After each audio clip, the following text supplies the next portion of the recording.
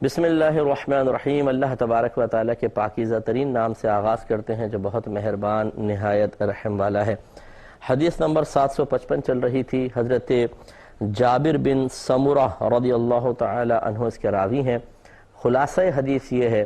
کہ آپ بتاتے ہیں کہ حضرت عمر فاروق رضی اللہ تعالی عنہ نے اہل کوفہ کی شکایت پر حضرت سعد رضی اللہ تعالی عنہ کو کوفے کی گورنرشپ سے معزول کر دیا، عہدہ گورنر آپ سے واپس لے لیا، اور آپ کو مدینہ شریف بلایا اور پوچھا کہ جی لوگ یہ کہتے ہیں کہ آپ نماز صحیح نہیں پڑھاتے۔ آپ نے جواب میں بتایا کہ میں بالکل ویسی ہی نماز پڑھاتا ہوں جیسے نبی کریم صلی اللہ علیہ وسلم نماز پڑھایا کرتے تھے، یا ان کو میں نے پڑھاتے ہوئے دیکھا۔ تو عمر فاروق رضی اللہ تعالیٰ عنہ نے یہی کہا کہ مجھے یہی آپ سے گمان تھا۔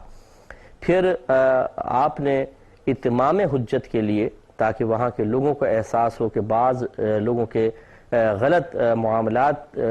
کی وجہ سے اس طرح کی صورتحال پیش آئی ہے، حضرت سعد رضی اللہ تعالیٰ عنہ بالکل قصوروار نہیں ہے۔ آپ نے 2-3 آدمی آپ کے ساتھ بھیجے جنہوں نے کوفہ کی تقریباً مساجد میں وزٹ کیا اور حضرت سعد رضی اللہ تعالیٰ عنہ کے لیے لوگوں سے کمنٹس لیے، اور سب نے بہت ہی اچھا آپ کے بارے میں کہا۔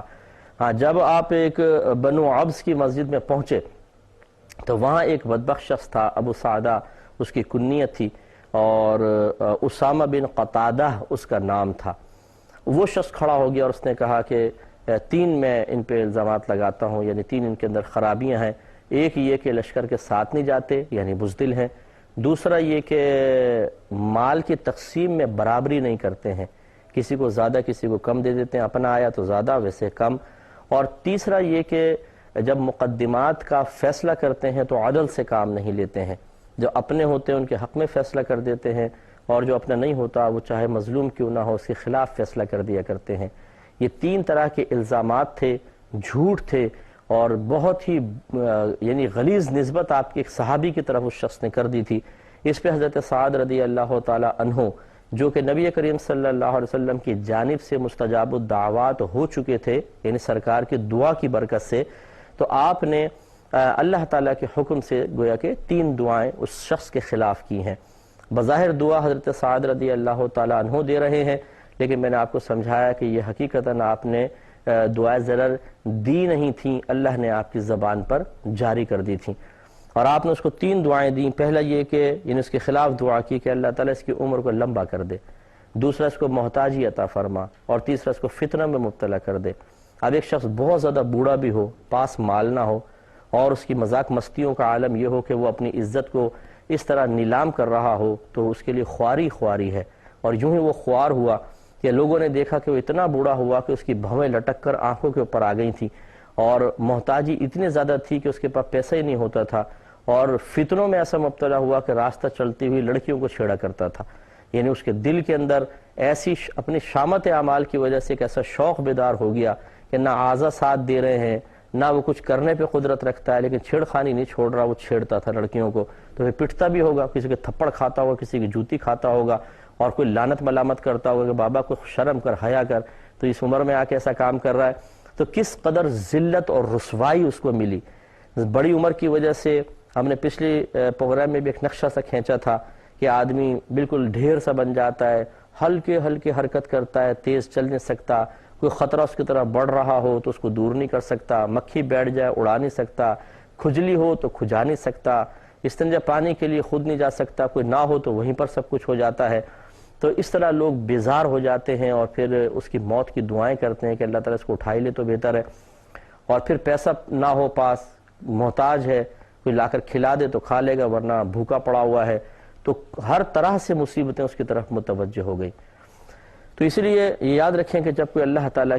کا نیک بندہ ہو، پرہیزگار ہو، متقی ہو، جس کی علامت، متقی پرہیزگار کی علامت یہ نہیں ہوتی ہے کہ مسجد میں چندہ دے دیا، غریبوں کی شادی کروا دی، ہم تو اس کو کہہ دیتے ہیں متقی پرہیزگار ہے۔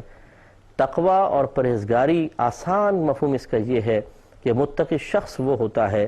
کہ جو ظاہری اور باطنی اعتبار سے اللہ تعالیٰ کی بالکل نافرمانی نہ کرے،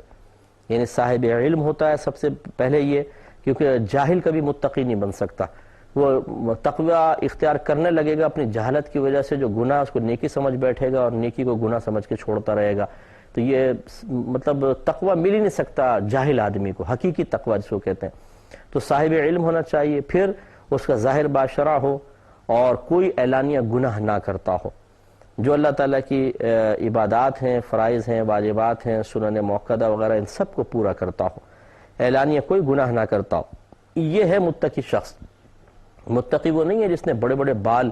بکھیر لیے ہیں، بابا بن گیا اور سینے تک بال ہیں، کندھوں سے نیچے سانپ کی طرح، جیسے دومے سانپ کے ہوں، اور انگوٹھیاں چڑھا لیں بہت ساری، اور داڑھی صاف ہے، اور گلے میں مالائیں ڈال لی ہیں، لمبا سا چوغا پہن لیا ہے، اور ہاتھ میں ڈنڈا لے کر بابا جی اور اللہ ہو حق ہو کے نعرے لگا رہا ہے۔ ہم لوگ تو ایسے لوگوں سے متاثر ہو جاتے ہیں کہ یار بڑا پہنچا ہوا لگتا ہے بابا۔ بھئی پہنچا ہوا، آپ کو کیا پتا کہ پہنچا ہوا کسے کہتے ہیں؟ یہ پہنچا ہوا جو شیطان کی مکمل اطاعت میں مصروف عمل ہے،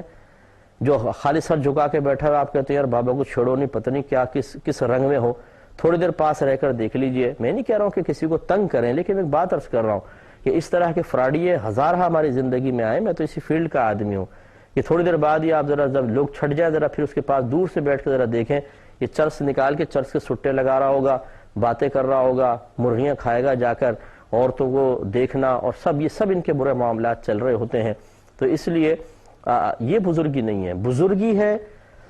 انسان صاحب علم ہو اور اعلانیہ کوئی گناہ نہ کرے، نہ صغیرہ نہ کبیرہ،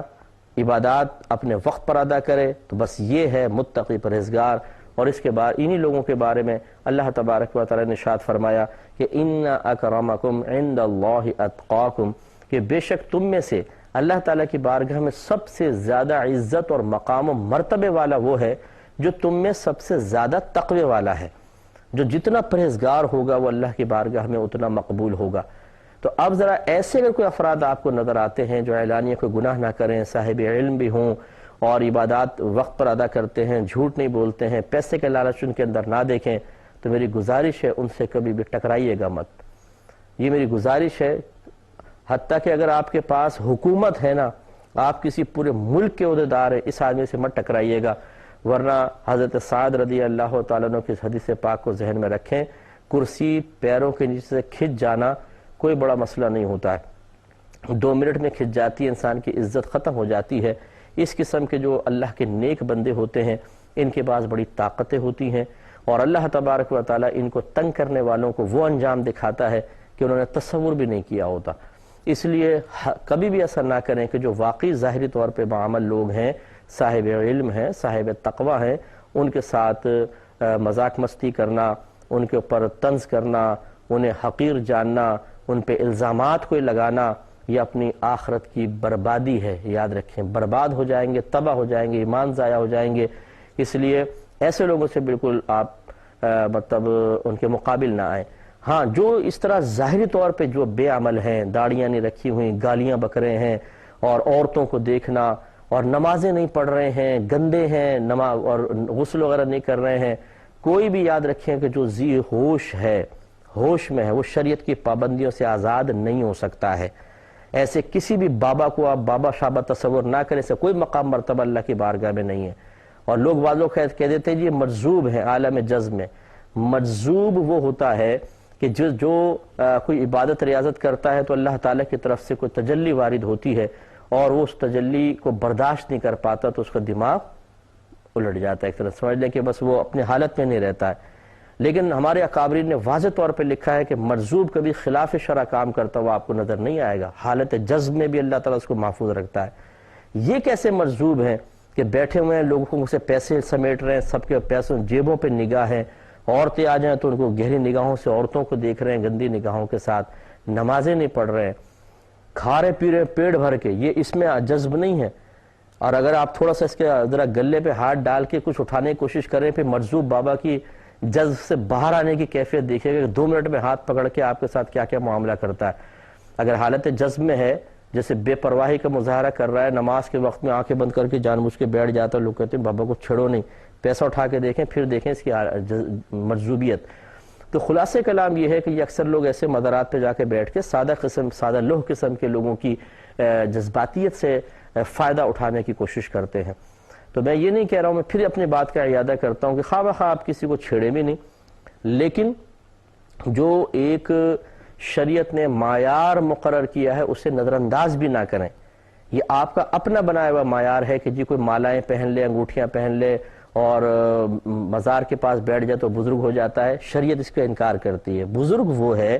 کہ جو صاحب علم ہو، صاحب تقوی ہو، نبی کریم صلی اللہ علیہ وسلم کے احکامات پر عمل کرتا ہو۔ حضرت بایزید بسطامی صاحب رحمۃ اللہ علیہ ارشاد فرمایا کرتے تھے، اگر تم کسی کو پانی پہ چلتا دیکھو تو یہ پانی پہ چلنا کوئی کمال نہیں ہے، کیونکہ یہ کام تو ایک تنکا بھی کر دیتا ہے۔ اگر تم کسی کو ہوا میں اڑتا دیکھو تو یہ بھی کوئی کمال نہیں، ہوا میں تو مکھی بھی اڑ لیتی ہے، بلکہ یہ دیکھو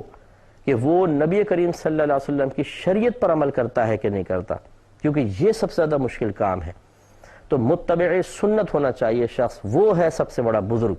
لیکن ہمارے ہاں اگر ایک شخص نے کوئی ویل ایجوکیٹڈ ہے اور اس نے اچھے کپڑے صاف ستھرے پہنے ہوئے ہیں، اوپر کوئی ویسٹ کوٹ وغیرہ پہن لیا ہو، کوٹ پہن لیا ہو، ہم کہتے ہیں یار یہ کہاں بزرگ ہو سکتا ہے، اس نے تو کپڑے ذرا لش قسم کے پہنے ہوئے ہیں۔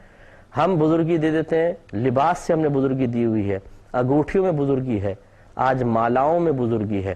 تو ہم ان کو دیکھ کر کے چاہے نمازیں پڑھے نہ پڑھے بس بابا آ کر بیٹھ گیا، ہم کہتے ہیں اس بابا سے دعا کرواؤ کچھ نہ کچھ حاصل ہو جائے گا۔ تو یوں ہم نے جو معیار شرع تھے، جو اللہ تعالیٰ اس کے رسول نے جو چیزیں مقرر کی تھی انہیں بھول گئے اور اپنے پاس سے بزرگیوں کے معیار بنا لیے۔ کیا کوئی ایسے صحابی تھے جنہوں نے لمبے لمبے بال رکھے ہوں کندھوں سے نیچے اور انہوں نے مالائیں پہنی ہوں، انگوٹھیاں چڑھائی ہوں، نمازیں قضا کی ہوں؟ مزار سرکار بھی فوت ہوئے تھے نا، آپ نے دنیا سے پردہ فرمایا تھا، تو وہ آ کے مزارات پہ بس بیٹھ گئے آنکھیں بند کر کے؟ ایسا نہیں ہے۔ صحابہ کرام علیہم رضوان اچھا لباس بھی پہنتے تھے، صاحب علم تھے، صاحب تقوی تھے، گھر والوں کا حق بھی ادا کرتے تھے، گناہوں سے بچتے تھے۔ سب سے بڑی بات یہ کہ وہ اپنے آپ کو مکلف مانتے تھے کہ ہم مکلف ہیں، ہمیں عبادات بھی وقت پہ ادا کرنی ہے، ہمیں گناہوں سے بھی بچنا ہے۔ اس قسم کے لوگ جو ہے لوگوں کی سادہ لوہی سے فائدہ اٹھا کر اپنے لیے معاذ اللہ گناہ کرنے کو جائز سمجھنا شروع کر دیتے ہیں کہ ہماری گرفت نہیں ہوگی، ہمیں بزرگ، لوگ ہمیں بزرگ کہہ رہے ہیں۔ یہ ان کی بزرگی پتہ چلے گی مرنے کے بعد، خود ان کو بھی پتہ چل جائے گی، اور جو ان سے بیجا عقیدت کا اظہار کر رہے ہیں وہ بھی بیچارے پھنس جائیں گے۔ اس لیے اچھے طریقے سے یاد رکھیے کہ بزرگی کا معیار لباس نہیں ہے، بزرگی کا معیار پبلک کی کثرت نہیں ہے، بزرگی کا معیار انگوٹھیاں نہیں ہیں، بزرگی کا معیار گلے میں مالاؤں کی کثرت نہیں ہے، لمبے لمبے بال نہیں ہیں، کسی مزار کے پاس بیٹھ جانا نہیں ہے۔ بزرگی کا معیار جو شریعت دے رہی ہے وہ ہے تقوی، اور تقوی علم کے بغیر نہیں آتا، عمل کے بغیر نہیں ہوتا۔ یعنی تقوی ہے تو پھر عمل کی توفیق ہوتی ہے، انسان کا ظاہر و باطن پاکیزہ ہوتا ہے۔ ایسا کوئی شخص آپ کو مل جائے تو اس سے خدا را کبھی بھی مت ٹکرائیے گا، اسے حقیر مت سمجھیں، اس کے پیچھے بہت بڑی طاقت ہے، وہ اللہ تعالیٰ کی مدد اور نصرت کی طاقت ہے۔ میرے آقا صلی اللہ علیہ وسلم نے جب اعلان نبوت فرمایا، ایک آپ کی تنہا ذات تھی، کفار نے آپ کو اسی طرح نگاہ حقارت سے دیکھا کہ یہ اکیلے کیا کر لے گا، ہمارا کیا بگاڑ لیں گے، لیکن یہ نہیں پتا تھا کہ میرے آقا صلی اللہ علیہ وسلم کو اللہ تعالیٰ نے علم کی دولت سے نوازا، نبوت عطا فرمائی، اپنا محبوب بنایا، عمل کی توفیق عطا فرمائی، تقوی عطا فرمایا، پرہیزگاری عطا فرمائی۔ اور ایسا شخص جب اللہ تعالیٰ کی مدد و نصرت کے سائے میں کام کرتا ہے تو پھر پوری دنیا بھی اگر مقابلے پہ آ جائے تو اس شخص کا بال بھی نہیں اکھاڑ سکتی، اور وہ سب کو تباہ کرنے کی صلاحیت رکھتا ہے۔ اور یہ ہر دور میں ہوتا رہے گا، اللہ کے ایسے بندے، نیک بندے آتے رہیں گے، بس پہچاننے والی نظر چاہیے۔ تو خصوصاً ہماری بہنیں جو ہیں وہ بھی ذرا درس حاصل کریں کہ جو زیادہ سادہ لوگ ہوتی ہیں، کسی بھی عامل کے پاس جاتی ہیں، کسی بھی ایسے جعلی قسم کے پیر کے پاس جاتی ہیں جو بے عمل ہوتا ہے، گناہ اعلانیہ طور پہ کر رہا ہوتا ہے، لیکن وہ اپنا ذہن بنا لیتی ہیں کہ ہم نے تو جی کچھ دیکھنا ہی نہیں ہے، بس وہ صحیح ہوگا، بس عقیدت قائم کر کے رکھو، پیسے بھی دے رہی ہیں، اور معاذ اللہ پھر کیا کیا فتنے ہوتے ہیں، آپ ٹی وی پہ دیکھتے رہتے ہیں کہ نہ عزتیں محفوظ ہوتی ہیں نہ مال محفوظ ہوتا ہے۔ تو خلاصہ کلام یہ کہ حضرت سعد رضی اللہ تعالی عنہ کی جس طرح دعا سے اس شخص نے اپنے ہی شامت اعمال سے اپنے آپ کو تباہ کیا، ایسا ہمیں ہرگز نہیں کرنا چاہیے۔ لہٰذا کسی پہ جھوٹے الزام لگانا، اور وہ بھی خصوصاً اگر صاحب علم اور صاحب تقوی ہو، تو یہ سمجھ لیجیے تباہی ہے، بربادی ہے۔ تو اس لیے کوئی ایسی آپ سازش کا شکار سازش میں بھی نہ ملیں، کیونکہ آج کل ایسا ہی ہوتا ہے کہ ایک آدمی کی کسی سے کوئی مخالفت ہوتی ہے تو وہ بہت سارے لوگوں کو اس کے مخالف کرنے کی کوشش کرتا ہے، جھوٹے الزام لگا کر، برا بھلا کہہ کے، اور عوام الناس اس کے ساتھ مل کر کسی ایسے ہی صاحب تقوی ہوتا ہے، کوئی صاحب علم ہے، اس سے ٹکرا جاتے ہیں۔ وہ تو شخص ہلاک ہوگا جو لیڈر بنا ہوا ہے، جو بیچاری عوام ہے اس کے ایمان بھی خطرے میں پڑ جاتے ہیں۔ اس لیے عوام الناس کو بھی کم از کم یہ شعور بیدار کرنا چاہیے کہ اگر آپ کسی سے عقیدت رکھتے ہیں تو پہلی بات تو ہے کہ جس سے رکھیں وہ واقعی بعمل ہونا چاہیے، صاحب علم ہو، صاحب تقوی ہو۔ دوسری بات یہ کہ اگر وہ شخص اپنی ذاتیات پر اتر کر کسی کے معاملے میں کسی کے متعلق کچھ کر رہا ہے تو ہمیں حکم شرع یہی ہے کہ تعاونوا علی البر والتقوی ولا تعاونوا علی الاثم والعدوان، کہ نیکی اور بھلائی کے کاموں میں تو ایک دوسرے کے ساتھ تعاون کرو، لیکن ظلم اور گناہ کے کام میں باہم معاون نہ بنو۔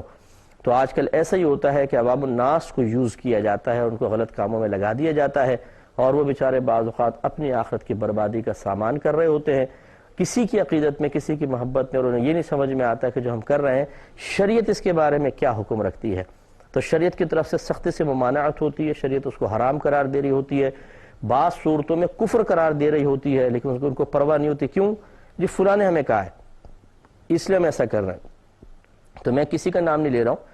میں کسی تنظیم کی طرف یا کسی آستانے کی طرف کوئی اشارہ نہیں کر رہا ہوں، میں عوام کو ایک بات سمجھانا چاہ رہا ہوں کہ جب آپ کسی کی مخالفت پر آئیں، یعنی کسی خصوصاً دیندار شخص کی میں بات کر رہا ہوں، دنیا کی بات نہیں کر رہا ہوں،